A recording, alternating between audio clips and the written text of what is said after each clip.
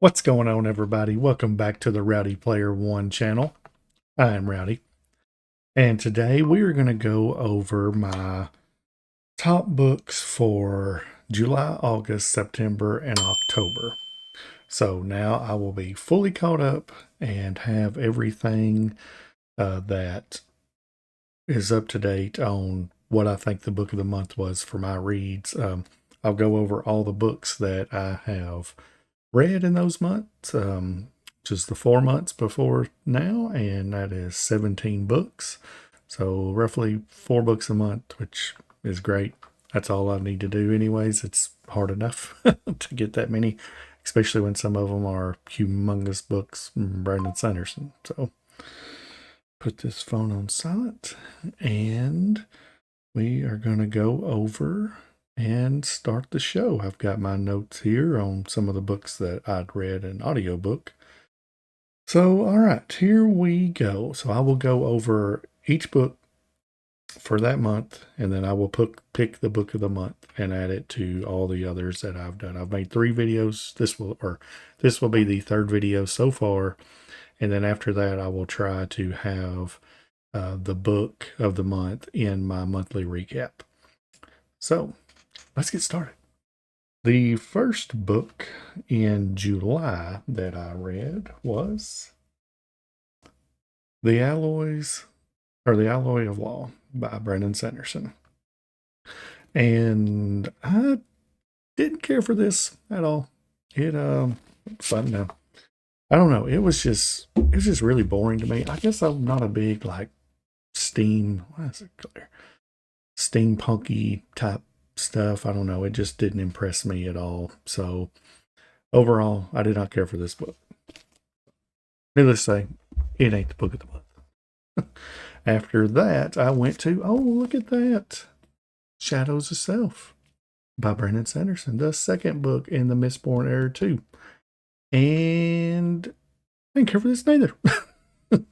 It was okay. It's a little bit better than the first one. If it wasn't for the Sanderlanches at the end of these 2 books, to me, they would be awful. I didn't care for Wax or Wayne at all, the buddy cop stuff in this at the beginning.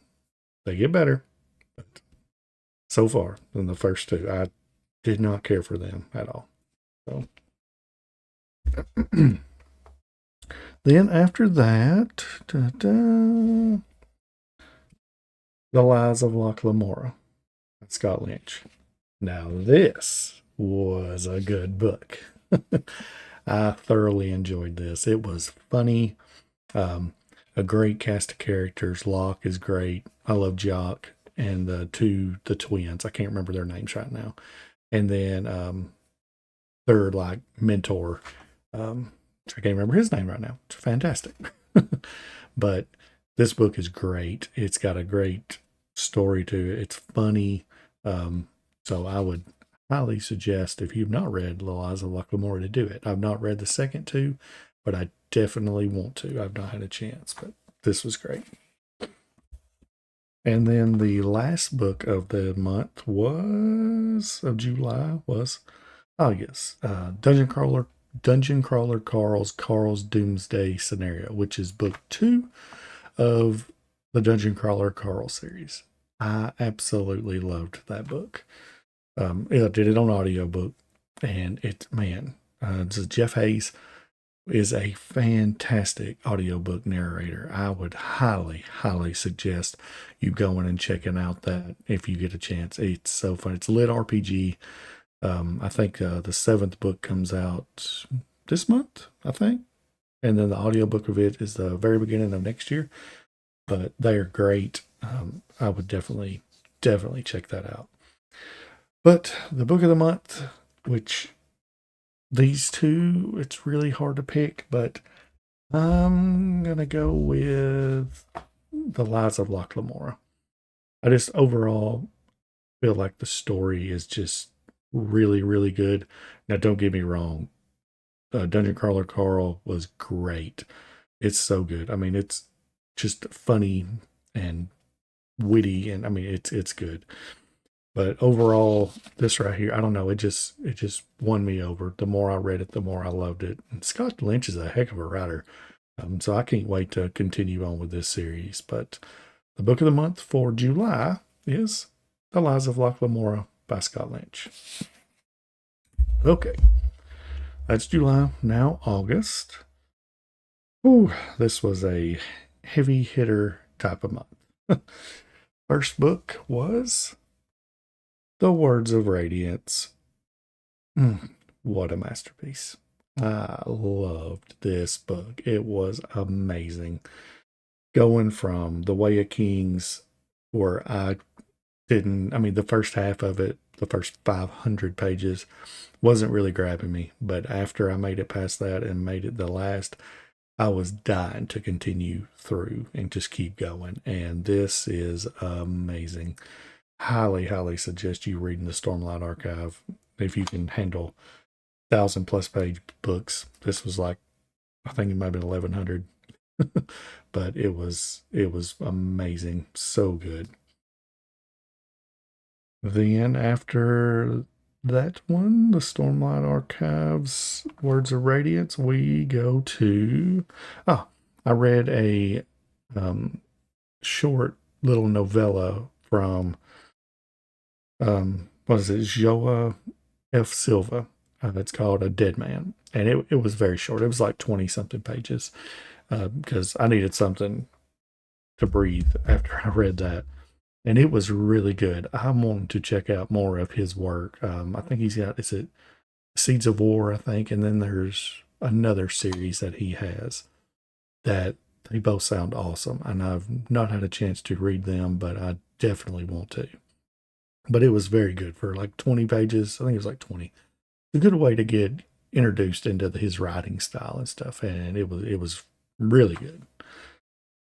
Then I went to Babel or Babel, however you want to say it, by R.F. Kuang. I DNF'd this. It was, in my honest opinion, personal opinion, I guess you'd say, it was terrible. It was boring. I'm not into just people sitting around talking forever. I need something to happen. But I don't know. I think I got like 40% through, and I couldn't do anymore. I hated it. DNF that. Then we got, oh, nope. After that, we went to Michael R. Miller's Last Stand of the Stone Fist. That was one when I signed up for his email list. And I've not read Ascension or nothing, but this right here is it a prequel? No, it's after, I think, Ascension. I think that's right. But it was really good. I really liked it. And it comes, the Ascension, that's it. And then I think he's got 2 more trilogy, which he may be making more books from. I think there may be another one coming out. It was really good. I enjoyed it. And Michael R. Miller is an awesome author. He writes really good books. I would definitely check that. Go subscribe to his newsletter and get that for free. You get it. And then, what is it? I think it's The Huntress. I think it's like the start of, it's another one of his series, like a little novella for it as well to try out to see if you like it. But I've not read it yet, but the Last Stand of the Stone Fist it was really good. Then after that, the last book of August I read, Edge Dancer, and wasn't really a fan. This is I think the main character is a Lift. Yes, it is Lift. She comes in Oathbringer, but this you read obviously right before Oathbringer, and no, I wasn't a fan of this at all. She was very, I guess you say, childish, but she is kind of like a child. But I don't know. I couldn't connect with her and didn't really care about it. So that was the last book of August. And the winner of August, with obviously who wouldn't have guessed it, Words of Radiance which probably right now, honestly, is probably leading my book of the year. Uh, Man, this book is fantastic. I don't know what else I can say about it. Go read it. Obviously, you've got to read the first book first, but man, this is absolutely amazing. Highly, highly suggest you checking that out. Then we're going to go into September. And that's where things start picking up a little for our series. The first book in September was, yes, The Bands of Mourning, which is the third book in Mistborn Era 2. And this is when I started liking this series. It was so good. Like, I don't know what, it's like he really stepped up. Like, this book took you to, like, they went more on like an adventure in this one. And it was, I don't know, I just really enjoyed this. Like, they get the Bands of Mourning in this book. And obviously there's more powers involved, and man, this really good, really, really good. If you can stick around for the first two books in Mistborn Era 2, the third book and the fourth book that's coming up, they are fantastic. The first two I didn't like, but these two they were great. The Bands of Mourning. Then, oh yes, I got an arc for what's it called? The performances of a death metal bard, and wow, what a little novella. It was so good. It actually came out October 31st on Halloween, and it is the perfect Halloween read. It's funny.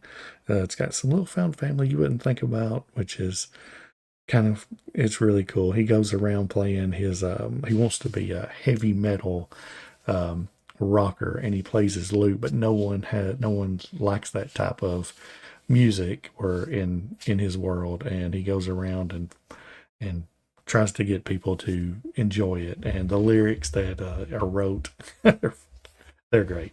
That is a great little novella. I would definitely suggest you picking up. It's so good. After that, we got Elantris, and this book was awful to me. I don't know if I disliked Elantris worse than I do Warbreaker, but dang, they're pretty close because I could not stand this book. It was super boring. You can tell, in my opinion, this right here was the beginning of his work. Like, this was the first book that was published, and man, I did not like this at all. It was a slog to get through, and if it wasn't for the fact that it's basically tied to the Cosmere, but not from this book, like all the other books, some of them talk about this one. Ooh, I would have probably skipped it because I didn't like it. It was not good. But we ended September on a high note with The Blade Itself by Joe Abercrombie. This was my very first step into Grimdark, and I was not disappointed. It's good. I actually thought this would be way worse than what it was. Like, I thought there'd be a lot of like gruesome deaths and very foul language and a lot of it, and a lot of other things happening, but it wasn't near as bad as I thought it'd be. Now, I don't know if the other books in this series are worse, like they get worse in it, but this one, it was great. I love this, and you can see I actually have a finger right there. The other two, which actually a third one, I had to bought the trilogy again, but I'm ready to continue on with this series because man, I'm so ready. Galacta is my guy right now. I love the audiobook of it as well. Like, I've immersively read both of it, so I read it and listened. And the way that the audiobook narrator, I cannot think of his name right now, did Galacta's voice, oh, so good. Logan Nine Fingers, great character too, but Galacta's my man right now. He is funny, and they all go through some stuff. I'll say that. But this was great. So I think that is all of my September. Yes, and the winner of September, oh no, it's of course Joe Abercrombie's The Blade itself, without question, hands down, fantastic, fantastic. I really did like The Bands of Mourning, but it just didn't compare to this. That series, the series is good for it, but this, oh, so nice. Then we go to October, and that was just last month. And I forgot to even mention it in my monthly recap about the book of the month. So I'm just going to add all these and we're going to go with it. So I started off with the Elegy of a Fractured Vineyard, or I'm sorry, the Elegy of a Fragmented Vineyard. I say fractured every time, and I don't know why. I'm sorry, Caden. But I actually won the audiobook of this from a giveaway that Caden Love had on his on X, and I listened to it, and it was really good. I enjoyed that. It's different.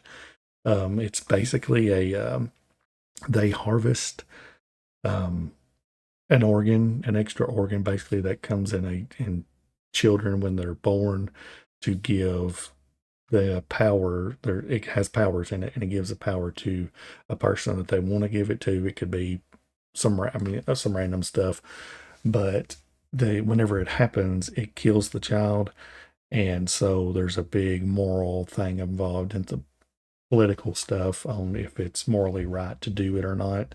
But I liked the book. It was good. The audio narrator on it was really good too. So I suggest definitely doing that. All right. After that, we've got The Lost Metal by Brando Sando. It's just a whole lot of Brandon Sanderson. But this one was great. I really, really like this. This deals with a whole lot more into the Cosmere. Why is that light on? There we go. Delves a whole lot more into the Cosmere. He talks way more about the Cosmere in this book than any of the other ones. Definitely just like different ways that it all connects into this book and some other stuff that you will learn down the road. But this was between it and what is the Bands of Mourning. It really turned this series around.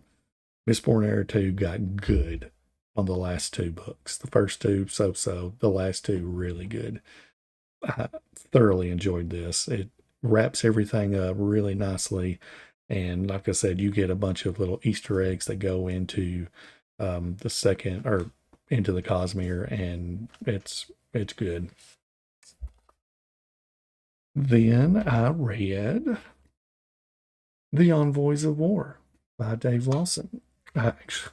Excuse me. I actually got an arc for this, and Dave was kind enough to send it to me, and I read it, and then turned around after I read that and interviewed Dave on my channel. It's my very first interview, and he's an awesome, awesome author. Really kind and hilariously funny. But after I did that, I was like, you know what? I need to purchase this book because I really liked it. It's great. It's got to do with